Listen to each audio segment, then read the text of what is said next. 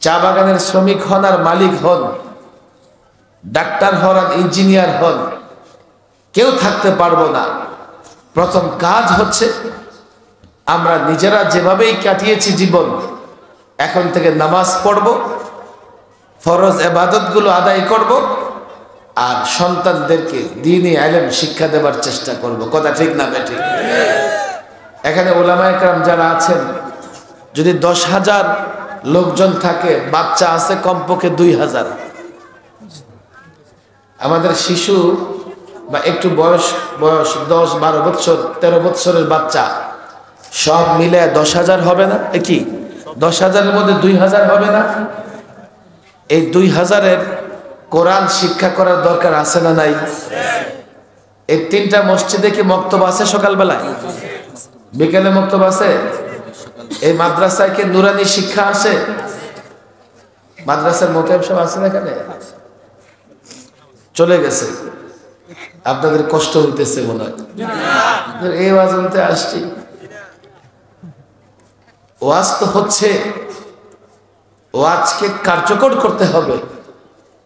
আমাদের প্রত্যেকের সন্তানকে যদি আমরা অন্তত 3 বছরের জন্য নুরানি বক্তব্য না পড়াইতে পারি, ওদেরকে মাদক থেকে, ওদেরকে অশ্লীলতা থেকে, ওদেরকে চুরি দুর্নীতি থেকে বাঁচাতে পারবো না।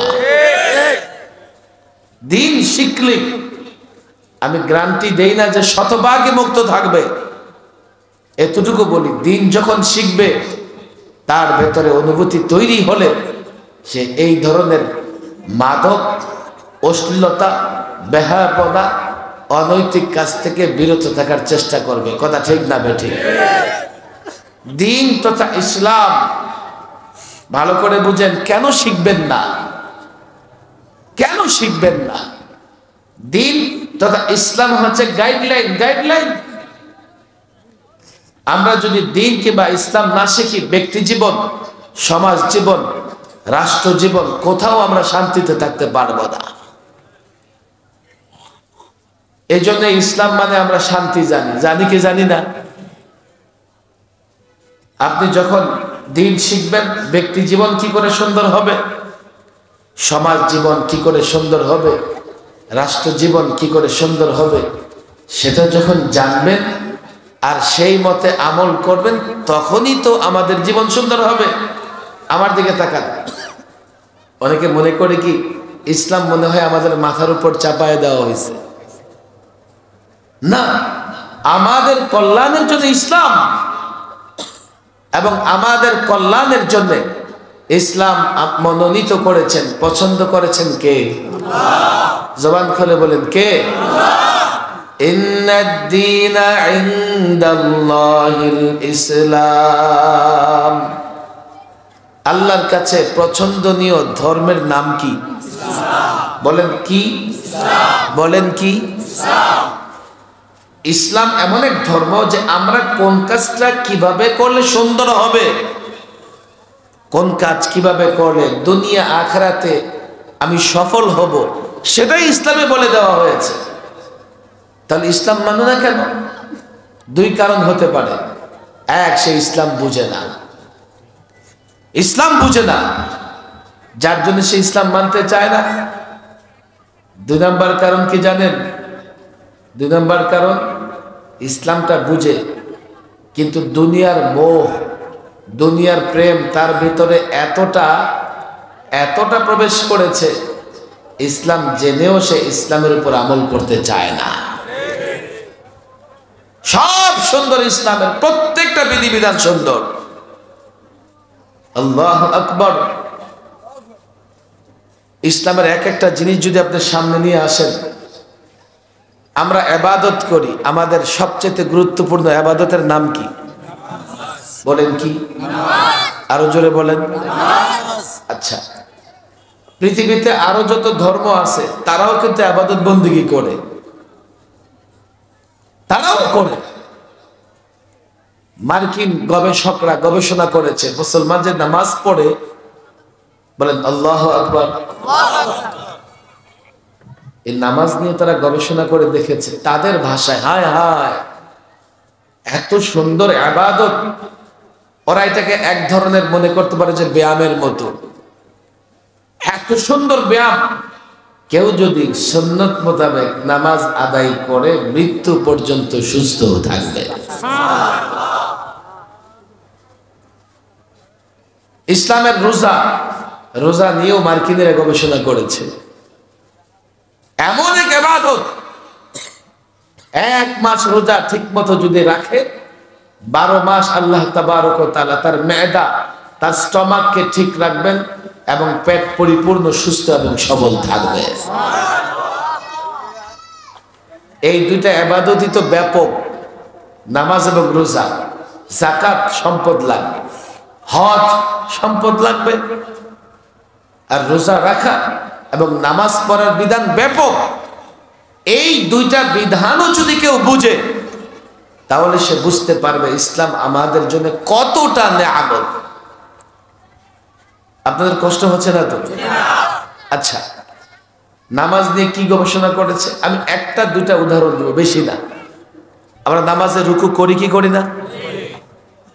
ওই বিজ্ঞানীরা গবেষণা করে দেখেছে, হায় হায় কত সুন্দরভাবে মুসলমানেরা আল্লাহর গোলামি, আল্লাহর দাসত্ব করে। ওরা বলে যে এটা ব্যায়াম। আবার আমাদের প্রতিবেশী রাষ্ট্রে আছে একদল গরুর পেশাব খায়, ওরা কয় নামাজ বলে যুদ্ধের ট্রেনিং। এই জন্য ওই দেশে প্রকাশ্যে কি করা যায় না, নামাজ পড়া যায় না। এই যে একসঙ্গে উঠে বসে শোয়, সেজদা করে, ওরা যুদ্ধের প্রস্তুতি নিতেছে, ওদের নামাজ পড়তে দিও না। নামাজ আল্লাহ তাবারক ওয়া তাআলার গোলামি এবং ইবাদত।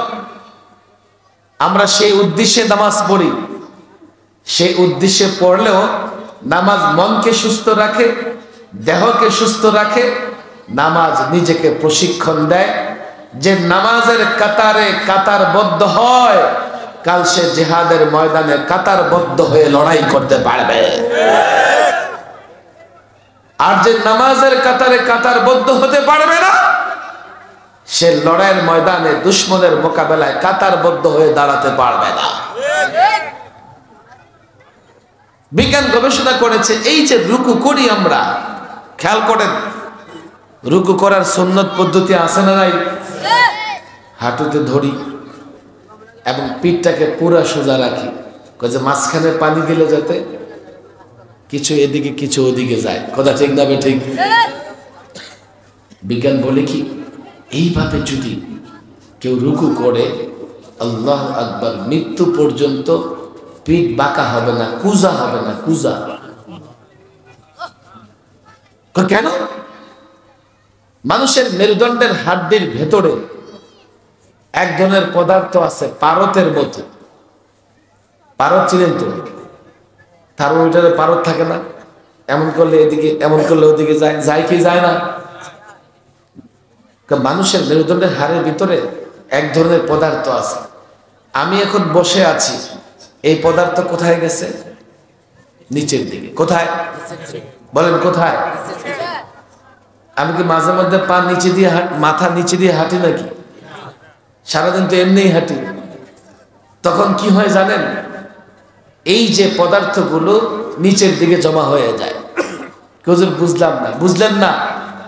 লম্বা সময় বসে থাকলে চট করে উঠতে অনেকের কষ্ট হয়। হয় কি হয় না? কারণ কি? ওই যে পদার্থগুলো নিচের দিকে জমা হয়ে যায়।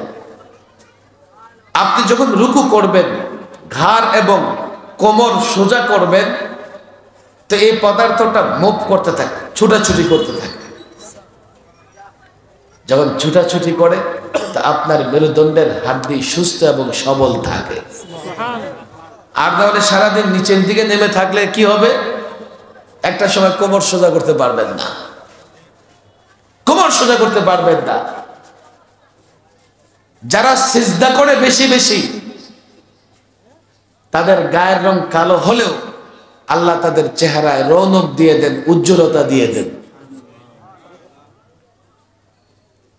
হুজুর বুঝে আসতেছে না কেমনে হয়? বিজ্ঞান গবেষণা করছে। গবেষণা করে কি বলে জানেন? আমি যখন সাজদায় যাই, আমার রক্তের চাপ চেহারার উপরে পড়ে, কথা ঠিক না বেঠিক?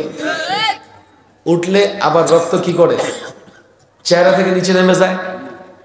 এইভাবে আপনি যদি 10টা 20টা সিজদা দেন, ব্লাড সার্কুলেশন, চেহারার দিকে রক্ত আসে আর যায়, এতে করে বিজ্ঞান বলে চেহারার উজ্জ্বলতা বাড়ে, সৌন্দর্য বাড়ে। নামাজের এক একটা বিষয় এত সুন্দর। অন্য ধর্মের লোকেরাও কি করে, ইবাদত বন্দেগী করে। কেউ মূর্তির পূজা করে, কেউ গ্রহের পূজা করে, কেউ সূর্যের পূজা করে। বিজ্ঞান গবেষণা করে কিছুই পায় নাই। বিজ্ঞান গবেষণা করে পেয়েছে আল্লাহু আকবার, যে মুসলমানদের মতো রোজা রাখো। এখন ইহুদি নাসারার ডাক্তাররা তার রোগীদের বলে দেয় কি, মুসলমানদের মতো রোজা রাখো, সুস্থ থাকবা। ডক্টর হাকিম মাহমুদ চুগতাই সুন্নত এবং সায়েন্সের উপরে 11 খণ্ডের বিশাল কিতাব লিখেছে। সে বলছে যে আমি এমন অসংখ্য দাঁতের রোগীর উপরে গবেষণা করে দেখেছি, আল্লাহু আকবার, তার দাঁতের সমস্যা এবং তার পেটের সমস্যার মূল কারণ আমি চিহ্নিত করে তাকে যখন মেসওয়াক করতে বলেছি, কিছুদিন মেসওয়াক করেছে, দাঁতও সুস্থ, পেটও সুস্থ হয়ে গেছে। ইসলাম যে আমাদের জন্য নেয়ামত, আমাদের জন্য রহমত, এটাই তো আমরা বুঝি না। যার জন্য নামাজ পড়াকে বোঝা মনে করি, রোজা রাখাকে মনে করি কষ্টকর, অথচ এগুলো আল্লাহ আমাদের জন্য নেয়ামত হিসেবে দিয়েছেন। আজকে যুবক তোমাদের কি বলবো, জার্মান এবং ফ্রান্সে দলে দলে ইহুদি খ্রিস্টান যুবকেরা মুসলমান হচ্ছে, আর আমার দেশের যুবকেরা ইসলাম থেকে দূরে সরে যাচ্ছে। তারা ইসলাম জানবার চেষ্টা করতেছে, ইসলাম বুঝবার চেষ্টা করতেছে, ইসলাম জেনে বুঝে দেখে হায় হায় শান্তি তো ইসলামে। আর আমার দেশের যুবকেরা ইসলাম জানবারও চেষ্টা করে না, বুঝবারও চেষ্টা করে না, পশ্চিমা স্টাইল ধরে ধরে ধরে নিজের জীবন থেকে সুখ শান্তি ছেটে ফেলতেছে, নিজে অশান্তির আগুনে জ্বলতেছে, টেরও পাইতেছে না। ইসলাম আমাদের জন্য বড় নেয়ামত। পছন্দ করেছেন কে? আল্লাহ। একটু জবান খুলে কে? আল্লাহ বলেন, আল্লাহু আকবার। আপনাদের ভলিউমটা আস্তে আস্তে কমে যাচ্ছে, ডাউন হয়ে যাচ্ছে। ক্ষুধা লাগছে? একটু ভলিউম বাড়াবেন। তাকবীর জোরে হয় না আস্তে হয়? কেন? যতদূর যায় শয়তান থাকতে পারে না। বলেন আল্লাহু আকবার। পিছনে আওয়াজ নেই। এই যুবক যারা দাঁড়ায় আছে একটা আওয়াজ দেয় না। আপনারা দেখছেন যে পঞ্চগড়ে ওই পারে পত্তলিক, এই পারে মুসলমান, কথা ঠিক না বেঠিক? ওরা কয় জয়, আর আমার মুসলমান কয় কি? আল্লাহু আকবার, কথা ঠিক না বেঠিক? এক বুড়ারে দেখলাম হাতে ঢিলা লইয়া মাটির ঢিলা লইয়া যাইতেছে।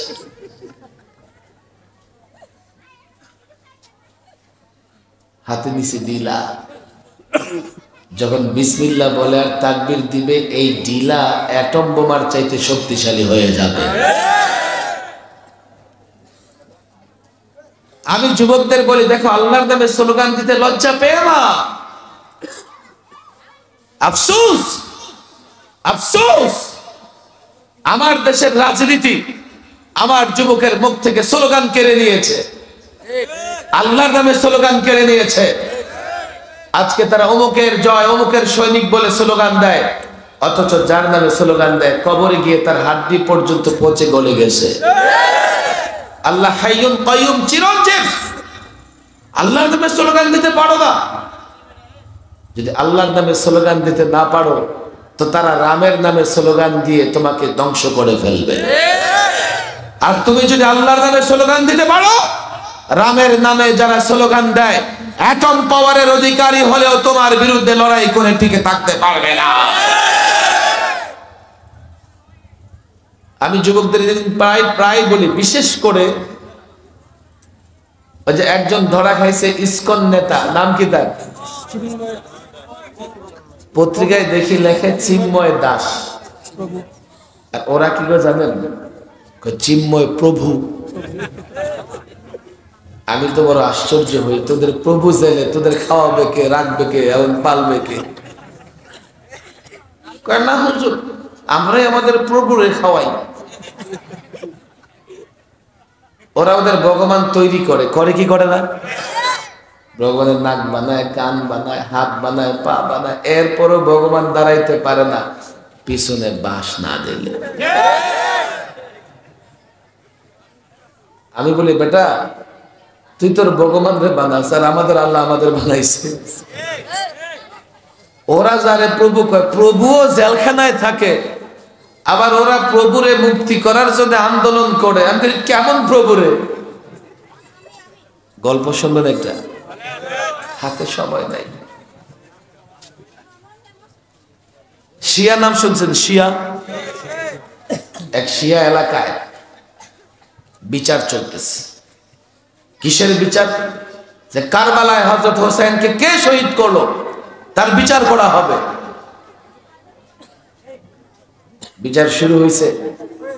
একদিন দাঁড়ায় বলতেছে, সীমার শহীদ করছে। কই সীমার কই? কই মরে গেছে। আচ্ছা, কই সীমারে পাঠাইছে কে? কই ইবনে জিয়াদ। ইবনে জিয়াদ কই? কই সেও মরে গেছে। কই ইবনে জিয়াদরে সেনাপতি বানাইছে কে? কই ইয়াজিদ। ইয়াজিদ কই? কই সেও মরে গেছে। বিচার কেমনে করবে? একজন সাক্ষী, সে প্রশ্ন তুলছে, সব মরে গেলেও একজন এখনো আছে। কই কে? কে? কই খোদা। বিচারক কই তাই তো, এই যে কারবালার ময়দানে হোসেন শহীদ হলো, খোদায় তখন কি করছে? নাউজুবিল্লাহ বলেন, সবাই বলেন নাউজুবিল্লাহ। এই তো পাওয়া গেছে, এখন বিচার হবে। কয় কি? খোদার ফাঁসি। নাউজুবিল্লাহ বলবেন না? যেখানে বিচার হইতেছিল ওই মজলিসে একজন সুন্নি ছিল, সুন্নি আহলুস সুন্নাহ ওয়াল জামাতের অনুসারী, হকপন্থী ছিল। সে পেরেশান হয়ে গেল। সুন্নি হলো সাধারণ মানুষ, কৃষক মানুষ।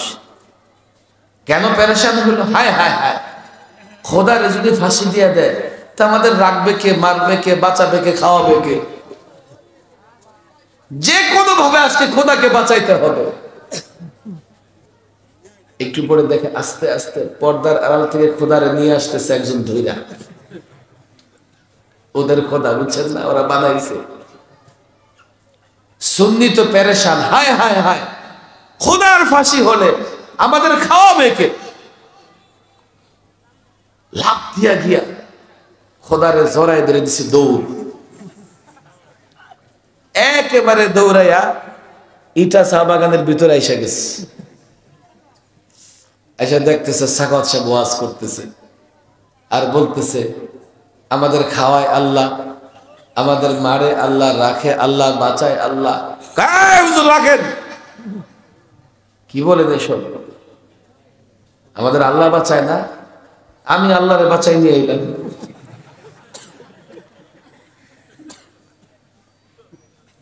ওরা ওদের প্রভুর মুক্তির জন্য আন্দোলন করে।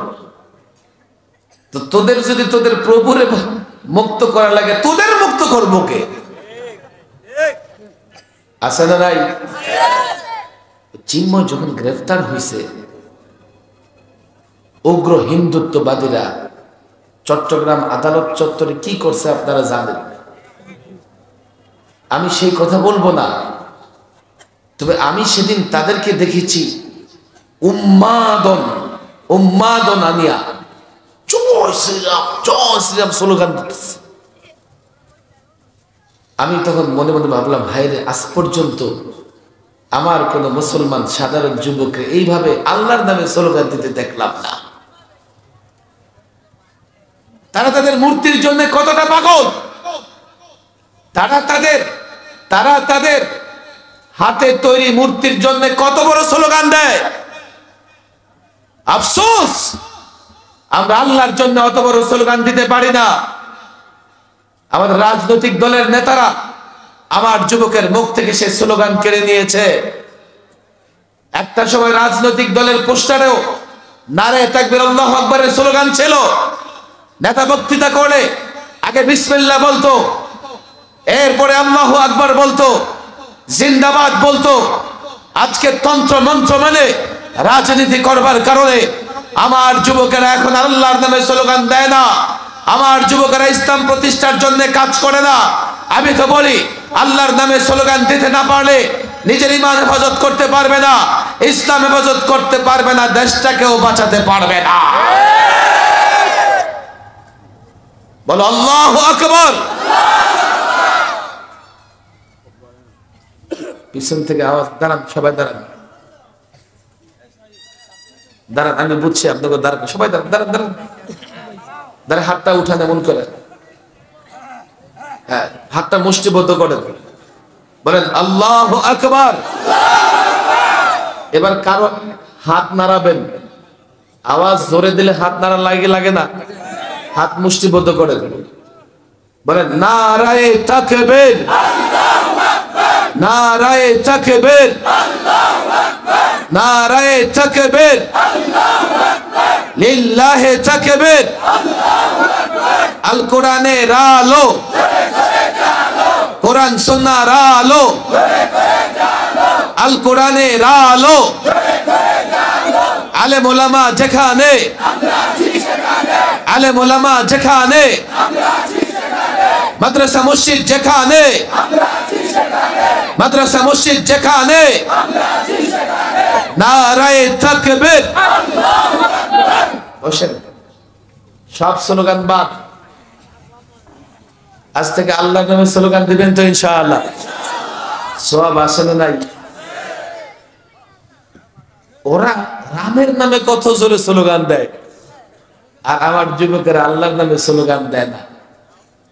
আল্লাহর নামে স্লোগান দিতে বাধা দেয় শয়তান, কথা ঠিক না বেঠে? আপনারা জানেন না হুজুর, আল্লাহর নামে স্লোগান দিলে কি হবে?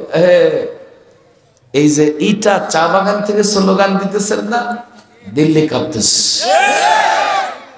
তেল আবিব কাঁপতেছে, হোয়াইট হাউস রেড হাউস কম্পন তৈরি হয়ে গেছে। এই জন্য গত 16 বছর আমরা যখন তাকবীর দিয়েছি, শয়তানের চেলা চামুন্ডারা আমাদের বাধা দিয়েছে। তাহলে কেন বাধা দিবে? রাসূল সাল্লাল্লাহু আলাইহি ওয়াসাল্লাম যুদ্ধ থেকে ফেরার পথে এক জায়গায় বিশ্রাম করতেছেন, তরবারিটা গাছে ঝুলানো। এক দুশমন সুযোগ মনে করে ধীরে ধীরে এসে তরবারিটা হাতে দিল, নিয়ে তরবারি তুলে ধরে বলল, ইয়া মুহাম্মদ মাইয়ামনাউকা বিদ্দি, এ মুহাম্মদ তোমারে আমার হাত থেকে কে বাঁচাবে? রাসূল চোখ খুলে দেখে বিপদ। রাসূল কি বলছে জানেন? আল্লাহ। থরথর করে কাঁপন পড়ে গেছে। কাফের তো কাঁপতে কাঁপতে তরবারি পড়ে গেছে।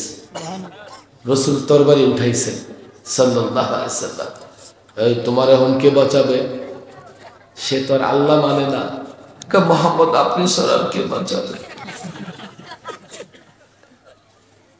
পাওয়ার আছে আল্লাহ শব্দের ভেতরে। অনেক যুদ্ধে এমন হয়েছে, মুসলমান যখন আল্লাহর নামে তাকবীর দিয়েছে, কাফেরদের কাপড় নষ্ট হয়ে গেছে। স্লোগান দেওয়া শিখো, আল্লাহর নামে স্লোগান দাও। চলতে ফিরতে আমি যুবকদের বলে যাই, চলতে ফিরতে উঠতে বসতে বাগানে, চা বাগানে, সব জায়গায় তাকবীর হবে কার নামে? কার নামে? আমি বলছিলাম আমাদের জন্য ইসলাম পছন্দ করেছেন কে? অর্থাৎ দুনিয়া এবং আখিরাতের কল্যাণের জন্য আমাদের ইসলাম মানতেই হবে। কথা ঠিক না বেঠিক? ইসলাম আমাদের উপর চাপিয়ে দেওয়া জিনিস নয়, এটা গাইডলাইন। যে গাইডলাইন মানবে সে দুনিয়াতেও শান্তিতে থাকবে, আখিরাতেও শান্তিতে থাকবে। কথা ঠিক না বেঠিক? আমরা রোজা রাখি কি রাখি না? আচ্ছা, রোজা নিয়ে গবেষণার কথা শুনবেন আপনারা? পত্র পত্রিকায় দেখবেন, এই রমজান মাস আসতেছে না, পত্র পত্রিকায় লেখালেখি হবে। বিজ্ঞানী চিকিৎসকরা গবেষণা করে দেখেছে, আল্লাহু আকবার, আমাদের মধ্যে একটা কমন সমস্যা হলো গ্যাসের সমস্যা। একটা বয়সে